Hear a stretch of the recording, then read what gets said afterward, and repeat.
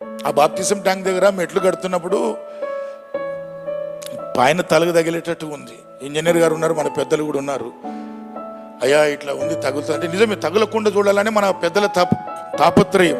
ఎవరికి తగులొద్దు, వారు వంగాల, ఎట్ల పాష గారు అని ప్రసన్న గారు, వీళ్ళందరూ కూడా పెద్దలందరూ కూడా బాబు ఎంత తర్జనా భర్జన, ఎవరికి తగులొద్దు బాప్తిజం తీసుకుంటున్నప్పుడు, వాళ్ళు నడుస్తున్నప్పుడు.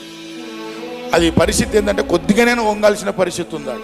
ఎందుకంటే ఇక చేయలేము, స్లాబ్ తీయలేము, కిందకి తగ్గలేము. ఆ పరిస్థితిలో ఉన్నప్పుడు ఒక మాట టక్కున నా నోటికి వచ్చింది. నేను అన్నాను, యేసు ప్రభు దగ్గరికి వచ్చినప్పుడు ఎంతటి వాడైనా మెడ వంచుకొని రావాలయ్యా అన్న.